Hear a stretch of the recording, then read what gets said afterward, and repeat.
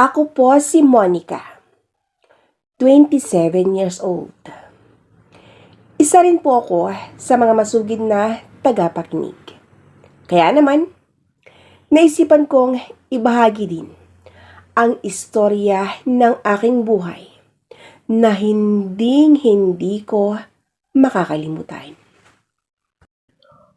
Uumpisahan kong magsalaysay nung ako'y 21 years old pa lang. Ganito, nag-umpisa ang kwento. Monica, ilang beses ko bang sabihin sa'yo, huwag na huwag kang magpapagabi. Hindi mo alam ang nararamdaman namin ng ama mo. Nag-aalala kami sa'yo. Tingnan mo nga, maghahating gabi na. Ngayon ka lang dumating? Ganyan ba ang oras ng pag-uwi ng dalagang may maayos na pag-iisip? Babae ka. Hindi mo ba alam na delikado ang ginagawa mo? Paano na kung mapahamak ka dyan? Hindi ka ba talaga nag-iisip? Ha, Monica? Yung mga kaibigan mo na lang ang laging kasama mo. Tinubuan ka na rin ng sungay. Mula nung nakilala mo ang mga barkada mong yan. Hindi mo iniisip ang mga ginagawa mo sa buhay mo. Monica, binigyan ka namin ng pagkakataon para makapagtapos ka din sana sa iyong pag-aaral. Para naman hindi ka mahuli.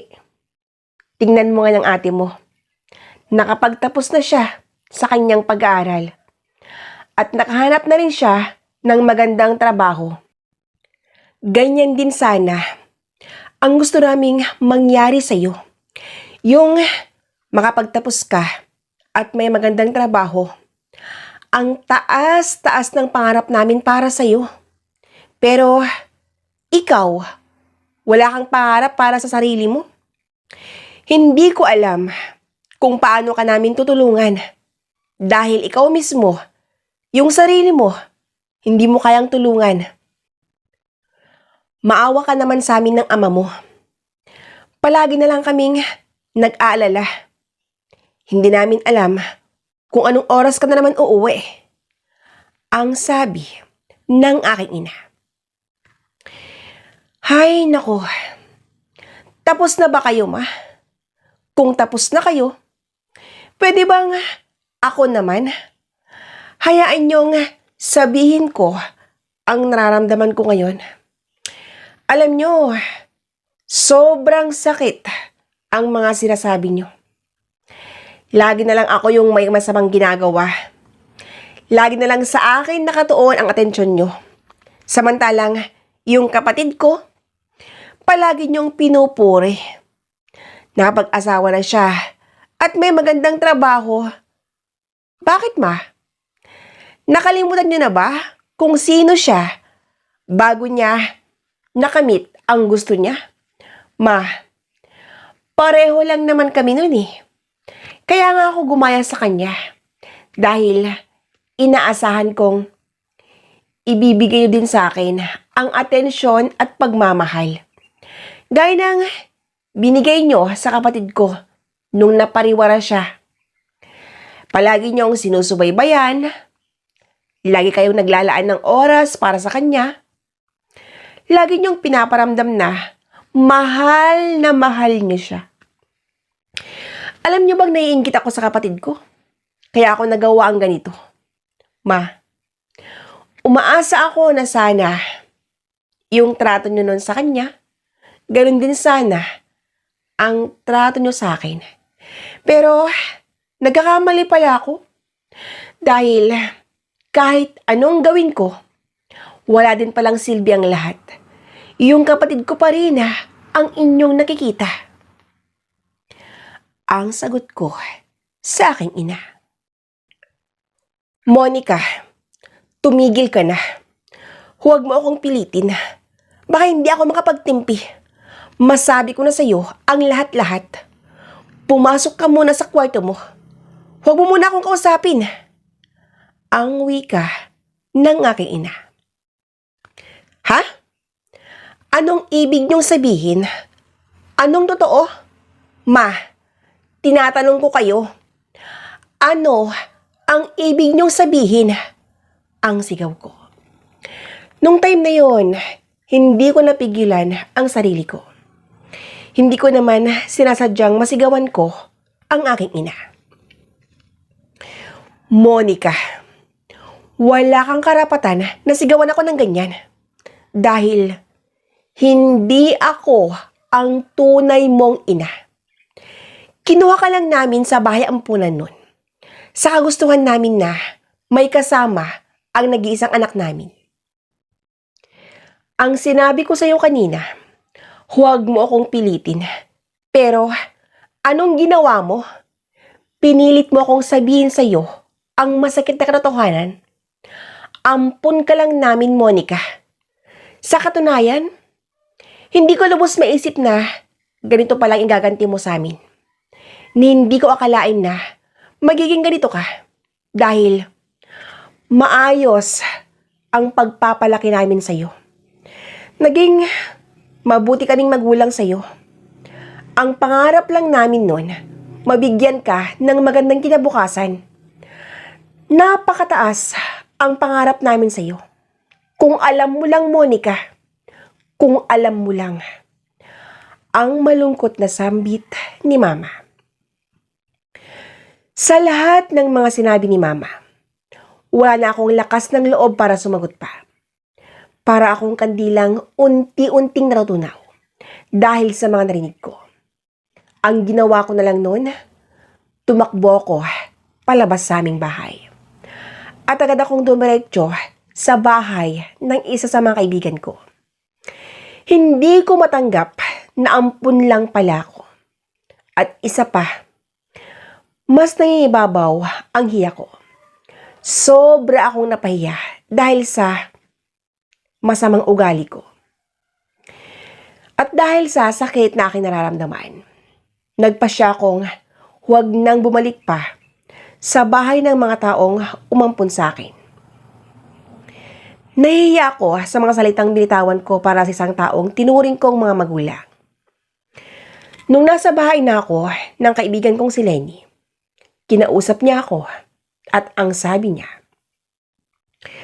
Monica, anong plano mo ngayon?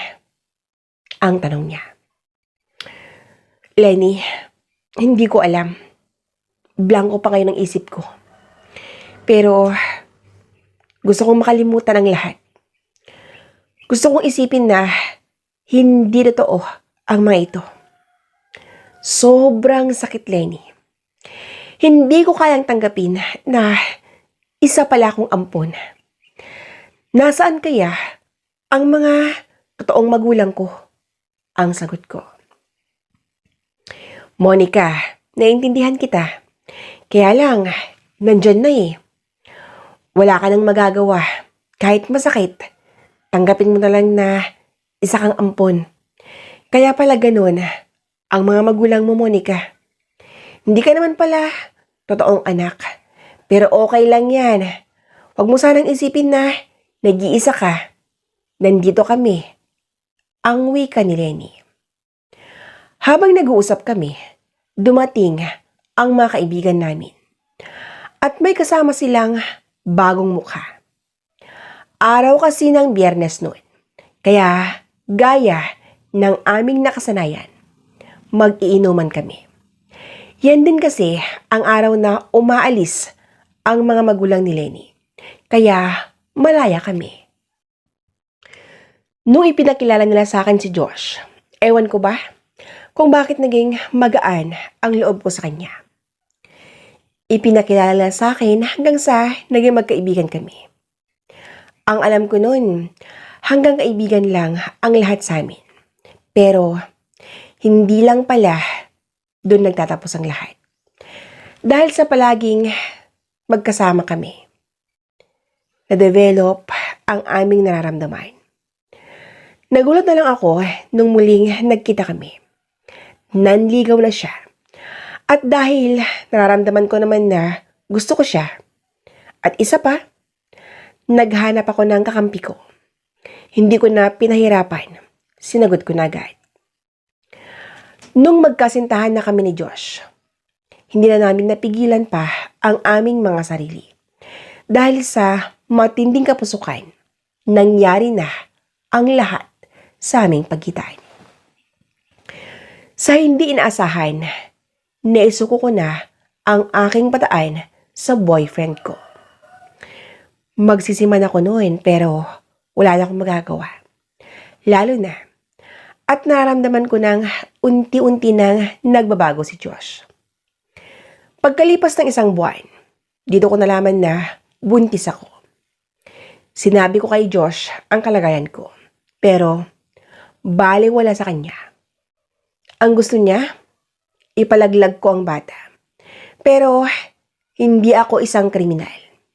Hindi ko kayang patayin ang anak ko. Alam kong malaking kasalanan ang sinasabi niya. Kaya hindi ako pumayag sa gusto ni Josh. Nung nalaman ng kaibigan kong si Lenny na buntis ako, sinabi niyang unahan ko na daw ang bagong babae ni Josh. Ayon sa kwento niya, may babae na pala ito. Sa sinabing yun ni Lenny, agad akong pumunta sa bahay nila Josh. Nagulat ang ama na noon. Kaya lang, ang sabi niya, naintindihan niya ako. Lihim akong nasihan dahil mabait ang ama ng BF ko. Nagalit si Josh sa ginawa ko noon. Kaya lang, ang sabi ng ama niya, kailangang panagutan niya kaming mag-ina. Nagsama nga kami ni Josh bilang mag-asawa. Kaya lang, hindi maganda ang naging samahan namin dahil hindi niya ako tinuring na asawa niya. Dahil sa sobrang sama ng loob ko sa kanya, nakunan ako. Oo, nawala ang unang anak sana namin dahil sa ginagawa niya sa akin. Nung nawala ang anak namin, lalo itong naging malamig. Lagi pa niyang sinasabi sa akin na umalis na raw ako dahil wala daw at dahilan para tumira pa ako sa bahay nila. Mahal na mahal ko si Josh kahit ganun ang ginagawa niya sa akin. Palagi kami nag-aaway noon at si Binan ang palaging nagpapatahan sa akin. Palagi niyang sinasabi na magbabago din daw ang anak niya. Dahil naniniwala naman akong magbabago siya. Hindi ko siya iniwan hanggang lumipas ang 1 taon. Nararamdaman ko ang kaibang trato ng binan ko. Pakiramdam ko, hindi na manugang ang turing niya sa akin noon. Noong una, hindi ko pinansin yun. Ang iniisip ko na lang, siguro, naawa siya. Kaya lang, habang tumatagal, mas lalo itong lumala. At hindi ko inaasahan ang sabihin niya nung nasa sala kaming dalawa. At ang sabi ng binan ko, Monica, alam kong hindi ka masaya sa piling ni Josh. Nararamdaman ko din na hindi na niya ibibigay ang mga pangailangan mo. Kung hindi niya kayang ibigay, nandito ako, Monica. Kaya kong punuan ang pangapagkukulang niya. Alam mo, naiintindihan kita. Dahil tao rin ako kagaya mo. May pangailangan din ako. Ilang taon na rin kasi mula nung namatay ang asawa ko. At alam mo ba, mula nung namatay, hindi na ako muling nakatikim pa. Pasensya ka na ha? At habang nagsasalita ang binan ko, ramdam na ramdam ko nang lumalapit na sa akin. Hanggang sa nararamdaman ko na ang hininga niya sa aking tenga. Na yun naman ang naging dahilan para tuluyan na akong bumigay. Oo, doon sa sala. Doon namin ginawa ang unang beses na magkasala. Pareho kaming nangangailangan, kaya pinagbigyan namin ang aming mga sarili. Yung unang beses na may mangyari, nasundan pa yun ng ilang ulit. Nakaka-addict naman kasi at talagang mahirap iwasan. Kaya palagi namin ginagawa yon. Lalo na kung lasing na si Josh. Pag alam niyang lasing ang anak niya, palagi niya akong ginagapang.